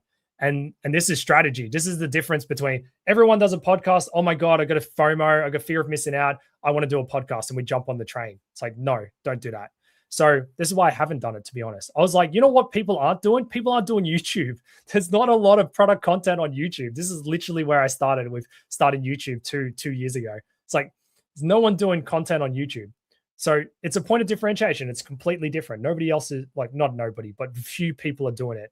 And then my other points of differentiation is what we talked about before with the depth and stuff, right? Like, I think this is my differentiation. Is this. It's doing stuff like this. Like, yeah. So, yeah, I think this is it. This is the differentiation. This is the strategic lever is depth, prioritizing depth, showing, going through it, making it visual. All those things are my differentiation. And I think I'm like I think this year it's just more of that. So yeah, so cool. This is helpful. This is super helpful. This is where we're going into all of this. I think one of that needs to be one of my principles, to be honest. I need to add that. So do more live. Yeah, depth. I'm just like gonna bold and underline depth and italic it. Okay, so live streams depth. And this is again the point. Like we need to get to like, what is that point of leverage? How is it going to be different? Why will it be good? Okay, so we do depth. I'm going to do live courses. I think we're going to start doing live cohorts. So I think I'm going to deprioritize my self-paced courses, and we're going to do more live stuff this year.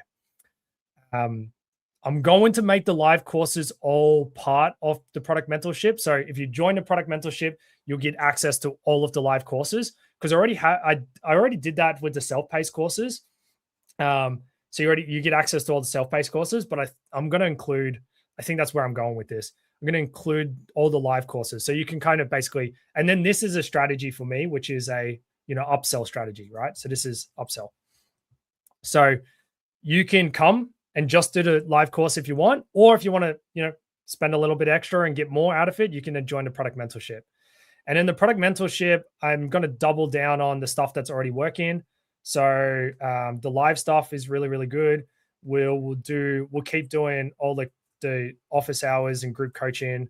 People get a lot of value out of that. We'll do more workshops, more live workshops, which, by the way, 2 birds with 1 stone, starting to do live courses. So again, thinking about leverage, that is both. Because if I make the live courses part of the product mentorship, then I will by virtue end up doing more live stuff just by virtue. But we'll do some exclusive stuff just for the product mentorship as well, just to make it the offering like more stronger there. Otherwise, it's just like, hey, join the product mentorship. No, to be honest, that's a pretty strong value prop already. Join the product mentorship, you'll get access to office hours, coaching, all the content, plus all of the self-paced, all the live courses and self-paced courses. Maybe I don't need to do any additional workshops with the product mentorship. That'd be interesting. Good question. Who am I doing this for? I think this could help us refine your narrative. Yes. So all of my stuff is aimed at, I do have a very lasered, focused value prop. So actually, let me pull up Claude for a second. I got Claude to synthesize. So basically, I ask a question when people sign up to my newsletter, and basically, by the way, this is something you can use AI for. So here, we're starting to practice what I just said straight away. So when you sign up for my newsletter, I send a email that basically says like, thanks for subscribing. I'm like, quick question. Some of you might have answered this, and thank you if you did. I basically ask, what is happening in your world that made you subscribe? And what I've got Claude doing, because Claude is connected to my emails, is when people reply to that, I get Claude to take that and then populate a spreadsheet. So it goes and populates some data in the spreadsheet.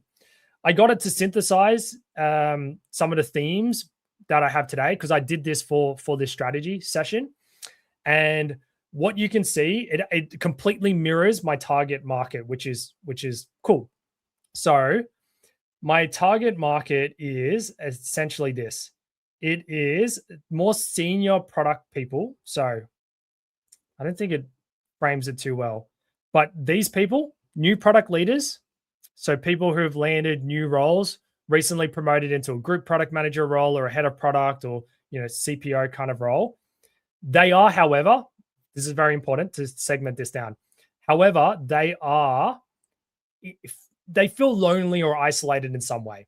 Most of the time, they're working in a smaller company and they don't have access to product people around them to support them. Okay, so I'm aiming at new product leaders and senior PMs. So there's an overlap there between, like, if you're a senior product manager, principal product manager, lead product manager, and or you recently got promoted, that's that overlap. That's the people that I target.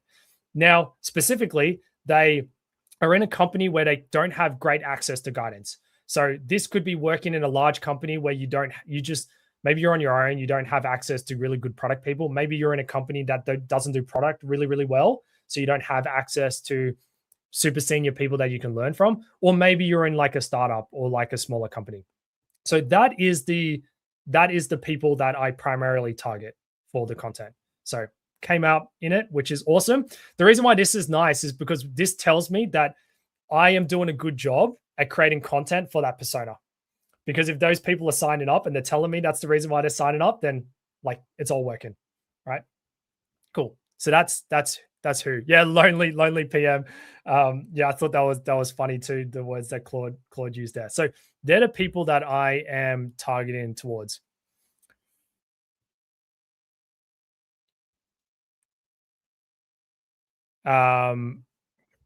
Justin asked a question that I was just reading, which was, would be interesting to compare the metrics between the at your own pace, like self-paced courses versus live.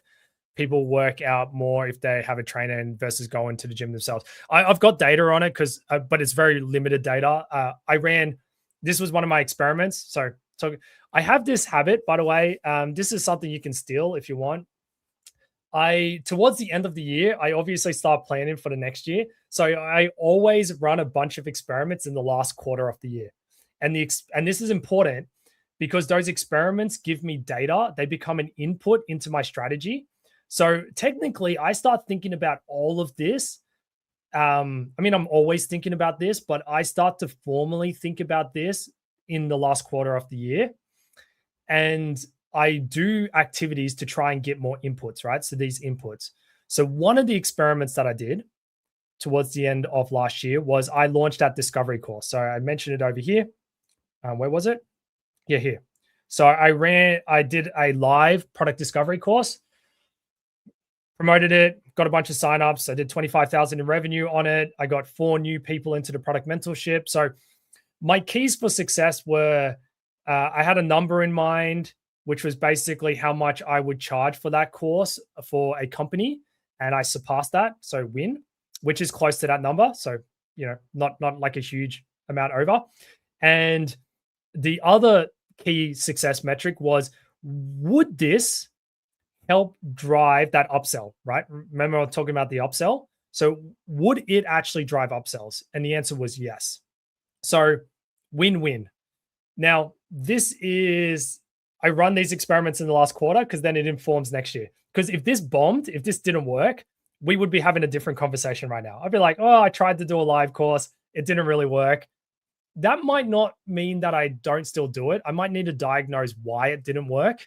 But the fact that it did work is the reason why I'm like, hey, let's do some live courses this year. Now, the data that I have about self-paced versus live is limited to just that course. And I'm finishing the course now because I had some health issues. So I couldn't finish it at the end of the year. But completion rates are way higher than self-paced, the self-paced courses that I have. And that's pretty much industry standard. So I think that's an important narrative too, actually. This will be higher impact. I think that's important. That's important. Why is it important? It's important to me because I'm very focused on impact. The reason why I became a product coach and I started doing all of this was because of impact. I believe that I realized that this was the best way for me to have leverage, right? So talk about strategy on your career. If I can help, and I'm blown away at what I've managed to achieve, like the fact that we've got over 100 people live on this, and we had 100 sign up, and like it's just blown me away that I've managed to help thousands of people. It's crazy to think about that. Like I visualize it as like we're in like a big like theater, and it's just like a couple of thousand of you. Like it's crazy to visualize that, but I went down this path because, and this is why I create the content that I do, is because I'm very focused on impact. Because my mission and where I landed with things was like, if I can help all of you become better at product, you're all going to do product better, which means that you're going to build better products for your customers, which means the whole world kind of benefits, because then you have this knock-on effect, right? Like you get better at product, you might become a product leader one day. I hope you all do if you're not already there, which means you'll then coach the next generation of product people. And if I had played some tiny role into that, that's massive for me, right? Like I played some tiny role into helping you be better, and you then pass that on. I get messages all the time. These are my favorite messages. People I coached in the past have moved to another company. They're like, hey, I brought all the stuff that you taught me at that company over to this company. That's that knock-on effect. Now I've helped another company that I've never even touched. They're not even a client of mine, but suddenly they're doing strategy like this, and they're getting a huge amount of value out of it. So there's this real knock-on effect, and that's important to me. That's actually really important to me. That's making me think I should just like get rid of the self-paced courses. Oh, that's a hard decision to make. To be honest, this is one of my litmus tests for strategy. If it feels hard, and then it's probably the right decision to, like, I hate using the term lean in, but like it's probably what you need to be thinking about. So like, I mean, I could put it into maintenance mode. So I don't need to stop doing like, so I could, on my no list, this could be no new self-paced courses. So I'll finish the product discovery one that I'm working on right now, but that might be it. I might strategically, where was my other no? Just want to make it pink. My OCD, sorry, everyone. Have to bear with me. No self-paced courses. Maybe I can put it on maintenance mode. It can just sit there, and then we can make a decision on whether we get rid of it or not.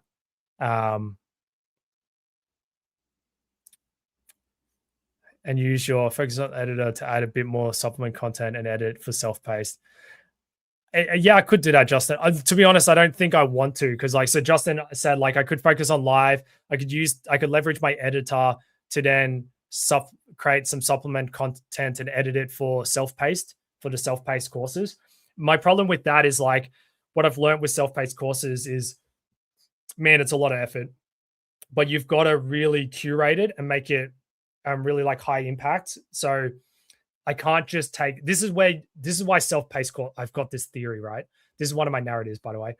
I believe self-paced courses get a really bad rap because, I mean, there's some industry stats around it, but my experience has been most of the self-paced courses out there are just not great. Most people treat it like a live course. They hit record, and then that's what they do. Or they record something and then they try and sell it as a self-paced course. If you want to make a really good self-paced course, you got to think about the way I think about this. And this is the lesson I've learned. And by no means are my self-paced courses like the world's greatest either. But you've got to think about like each as like its own mini YouTube video. And it's got to like have pacing. It's got to be really concise. It's got to have really good flow. It's got to be broken up in a logical way. There's a lot of effort into that. And personally, my own personal quality bar. So this is my own barrier to that. I wouldn't be happy with putting out self-paced courses that I don't think meet the quality that I wanted to be at. So I wouldn't be happy. I would be happy with giving it away for free. But even then, probably not that happy. Or just do them as live streams. But yeah. So maybe we there's a ton of competition there too. Maybe we do less. Maybe we pause on the self-paced for this year. I'm really thinking that at the moment. Okay. What else do I have here? What else am I thinking about? This was brain dump stuff. Oh yeah, this is product OS and how some of that can run. Interview people. It's just people. This was this is like content strategy type stuff. Another bet. Oh yeah, create more lead magnets. I want to do this. This is something we need to do. More lead magnets. So what I want to do is be more intentional about like the funnel, right? How does some of this drive other things? And this thinking is actually old now, because going back to this is actually how things happen, not based on a funnel. So this is an old thing that I need to change altogether. So that's going to take me way more time than doing it all with you. But these are some activities I want to do around this. Okay, these two. Okay, two things to think about over here. So lead magnets. So how do I give away more stuff that I can use as a magnet to drive some of this stuff? So I created one again as an experiment. I did like a library of strategy, real product strategies and templates, and that seems to be going well. So I need to do more of this. This is a content thing, probably maybe fall more into marketing, but it's probably an offering in itself, because this will become another free offering. I have this thing where I don't like gating stuff, but I think I need to start to just, do some more email capture type stuff. So that's what that is. I think we base this on what live courses I do. So I think this becomes product strategy magnets. I'm probably going to do a product discovery course again, because that course is already kind of created. So they're going to be those types of ones. And I don't know if I'll do any more, but if they're the courses I do, the other courses I've been thinking about, I don't know how much this resonates with people. So like, let me know in chat or in the comments if you're watching this afterwards. I've been thinking about, this is based on the narratives I have too, like an influence type course.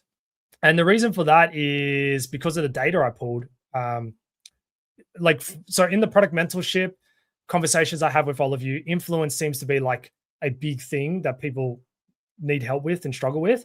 And if I actually look at like some of the data I have, like there's more need to influence, right? There's more of a reduction in empowerment. Companies are driving more towards profit. So we need to get better at storytelling. We need to get better at trying to pitch our ideas and get people bought into it. So those things make me think that I should do something around influence. So strategy is more important. So talking about prioritizing this, strategy is more important. Product discovery already exists. Do I do something on influence, or am I doing too much? Is then the next question that I'm asking myself around all of this, because we need to stay focused. Thanks, Justin, on that one. This is why I don't like creating intentional lead, mate. I just think I just do this content and this content speaks for itself. It's how I think about it. So maybe I do less there. I don't know. I think this is going to be adjacent. This is going to be the 20% too, to me.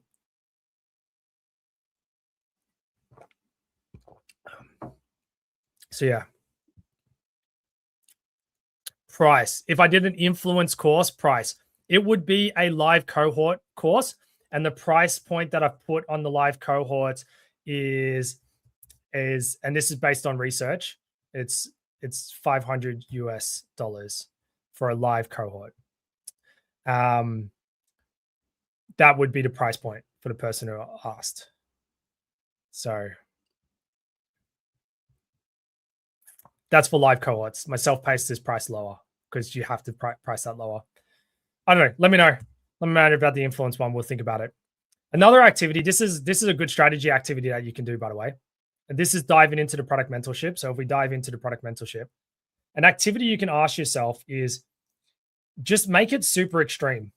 So this is a really good time wise would be dependent on, it depends on where I usually run stuff at like this time, and then depending on where you are in the world, I also have another time, which is like kind of like 12 hours from now, which we run it at. So this is a strategy exercise. Feel free to steal this. It's not mine. I don't claim to coin this in any shape or form. This is something that I've got from other people. And yeah, so you can take one of your offering and just go straight to the extreme. This is an ideation technique. And you can ask yourself, for example, if I had to charge $100,000 for the product mentorship, what would I add? What would be the things I would add to the product mentorship if I charged $100,000 for it? And then you brainstorm it, and then you don't necessarily need to do the things, but it might give you ideas of what you might do. I would definitely do more in-person stuff. So we would do like in-person, definitely do the dinner again. I'd probably do that in every city. So I'd actually be able to fly out to them. I would include probably like an infinite, unlimited one-on-one time coaching, mentoring. Probably include unlimited. What else would I include? Oh yeah, I'd include everything. So all live and self, which I already do include. Courses would be included. I would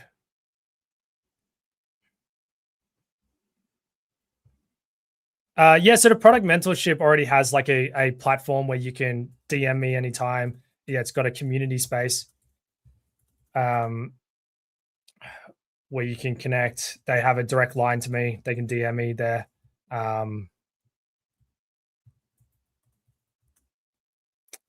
What else would I add to this? A super white glove welcome. Already kind of try to do that already. I've already done this exercise, so some of these things I already do. Probably more of those in-person things, more in-person training. Yeah, it's probably just that one-on-one sessions where we can sit down and actually go through stuff like around a whiteboard or something. I'd probably book spaces to do it too. Yeah, book spaces. Hey, come here, do whiteboarding sessions. Yeah. Or I'd add a retreat. 100%. I'd do that if it was $100,000. We'd have a multi-day retreat. It'd be like a long weekend. We'll fly somewhere. Yeah, we'll do that. Retreat would be super cool. I'd love to do a retreat. Yeah, so retreat's very hard to do financially. Already have this. We need to do more of this year.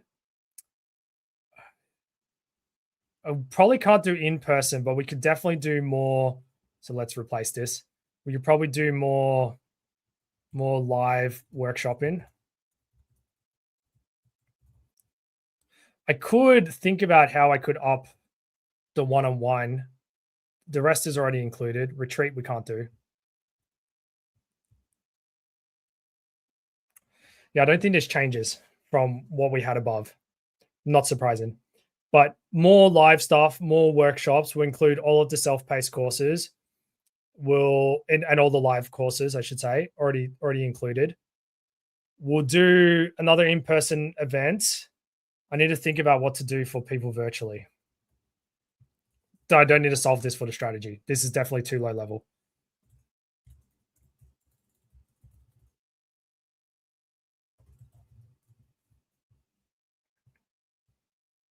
Okay, cool.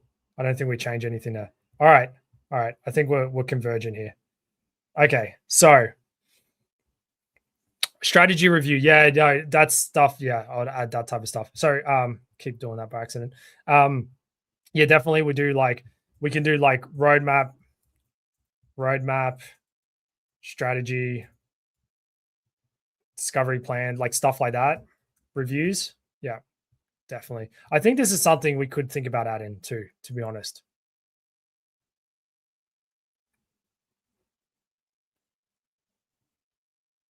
Oh, thank you, Autumn. I'll have to look them up afterwards. Autumn just gave me some people to look at. So I'll go look at that. Okay, cool. Let's just kind of round this out. So this is where I feel like we're converging. So then what you need to do from there is actually turn these into actual choices, right?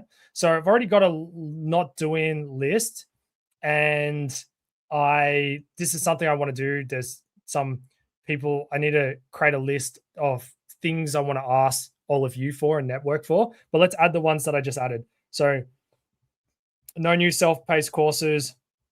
It's these two.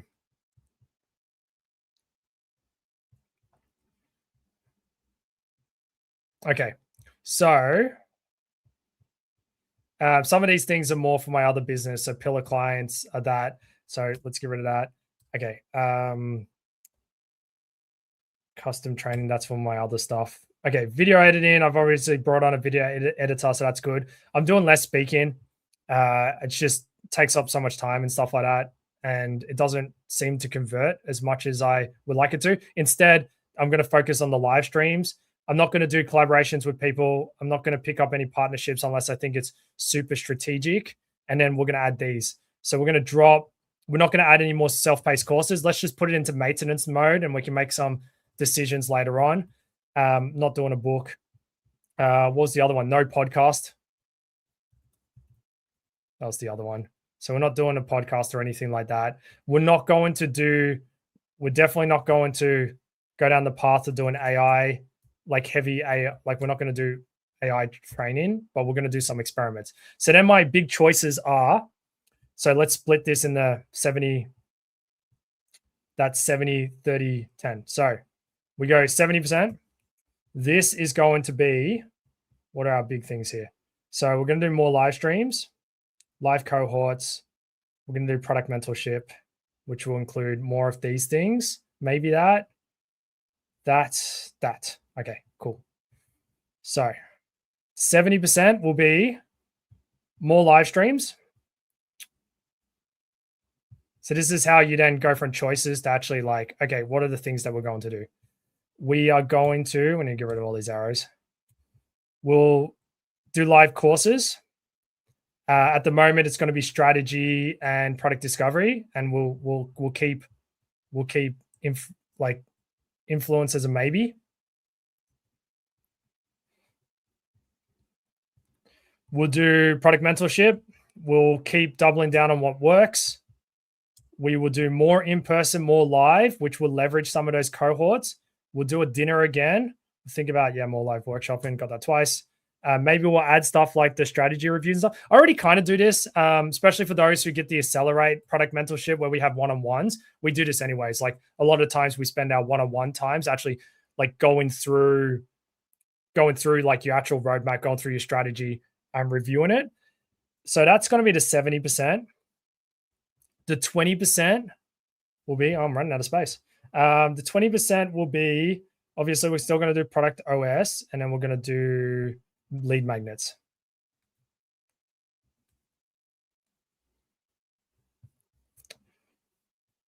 So we'll continue with product OS, and then we'll continue trying to gather stuff, codify it.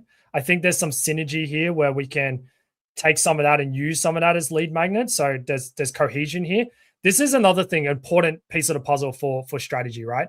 Strategy needs to be cohesive. So everything needs to fit together. So the live streams, the live cohorts, and the product mentorship all fit together.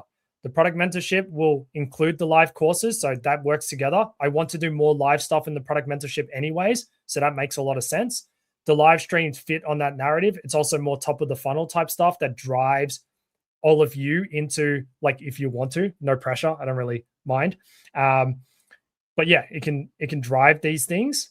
The lead magnets also do the same thing. The lead magnets help drive, attendance to these live streams, attendance to cohorts and stuff like that. If I'm working on product OS anyways, I'm starting to codify this type of stuff, I can leverage that to use them as the lead magnets. So there's cohesion there as well. So these work together. Let me make this bigger.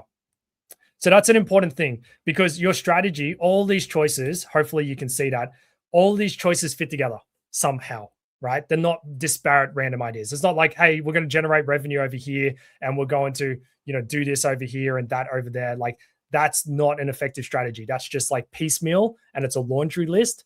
It's not a strategy. Strategy, everything intertwines and interconnects, and it works together. And that's where something like the self-paced courses doesn't fit in this picture, right? It's not cohesive to everything that I have here. I'm saying I want to double down on live stuff, but then here I am doing more self-paced courses. It doesn't work. That's why when we talked about it, I was like, you know what? Actually, I think that's the way to go. Cool. So hopefully that makes sense, is what I wanted to share. And then this will be the 10%.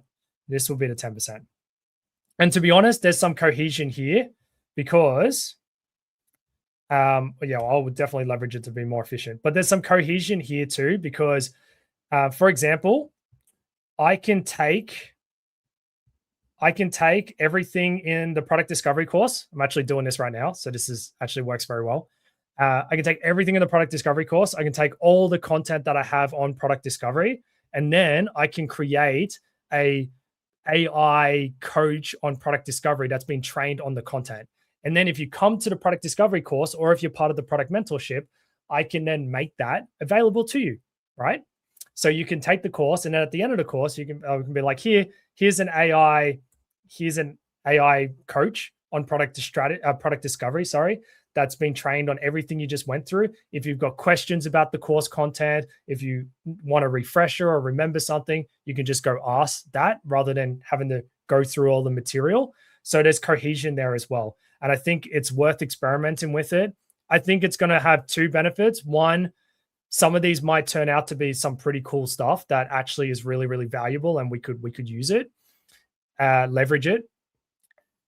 It also will help me just learn more about AI. So I'm a big fan of that, because I think, like, if you're not learning more and you're not experimenting with AI right now, I think you're going to be in a tricky situation in a little bit. So that is how I think about that. So there's cohesion between all of that.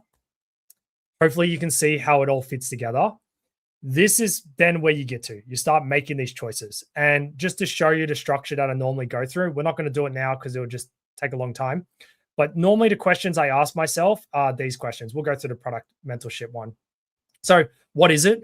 And then I need to describe it, right? So what is it? So the product mentorship, or when I was calling it community back then, it's going to be a community. We're going to leverage my content, self-paced courses, scale my coaching, solve the problem of connection and the lonely PM, because I'm going to use that term from Claude.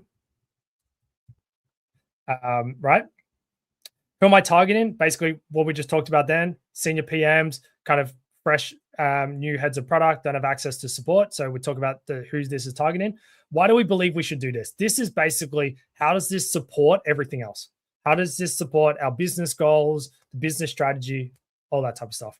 For me, it helps introduce scale. because prior to the product mentorship, I was only doing like one-on-one coaching. So people, yeah, it was all individual. This way I can bring people together. I can also do group coaching and lower the price point. I can help people connect. I can also make the offering better. I can add all these other things that I had on the side, but people that I was doing one-on-one coaching with didn't have access to. And by the way, I charged the same price. So the price that I charge for one-on-one coaching and the product mentorship is the same. So you actually get more in the product mentorship than I was charging before. So technically the price point is lower than I probably could charge for it. But yeah. How will we achieve this? I ran a test for 6 months in 2024. I ran a private version of the product mentorship. That's when it was called a product community. I did a bunch of stuff here. I didn't write it all down, but I did that. And then I had measures of success. I did a Sean Ellis test at the end. I did pre-sales and pre-registration. I did some initial engagement. This was like lead in versus lag in. And then that's what I want to do. So what I will do, and I'll do it later because, yep, we're gonna wrap this, head towards wrapping this. But I will start to formalize these into those things. I want to answer those questions very clearly for me. And the most important one for me is the measurement one at the end, right? I think that these choices are good. I think there's good cohesion. I can probably rapid fire answer who they're for and why I should be doing it and how it all fits together. The thing that probably needs my time is to sit down and say, how do I measure success on these things? How do I know that these things are actually working? And the measuring success is important because what you want to do is be able to judge the deployment of your strategy. So if I start doing these things, how do I know that I made the right choice? How do I know whether I need to pivot or not? And the way that you do that is twofold. One, you have measures. So if I like struggle to sell the live cohorts, well then, okay, maybe I need to pivot. Maybe there's something I need to do here as an example.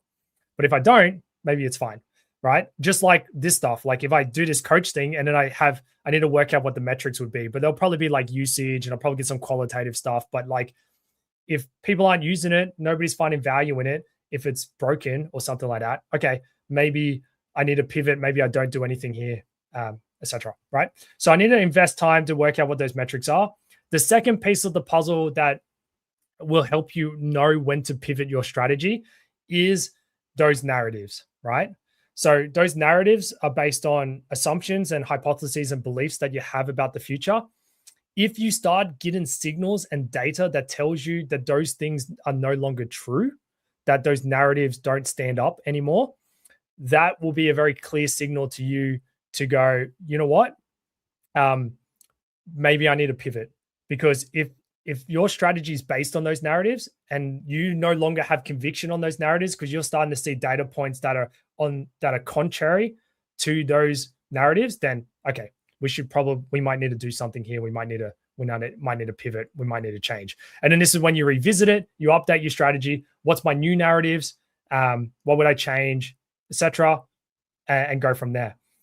I work on a cycle. Actually, I review this every 6 months, not every quarter. Normally in companies, we review this every quarter. I review this every 6 months just because I live and breathe this every single day. So I'm always thinking about this. I'm always looking at this.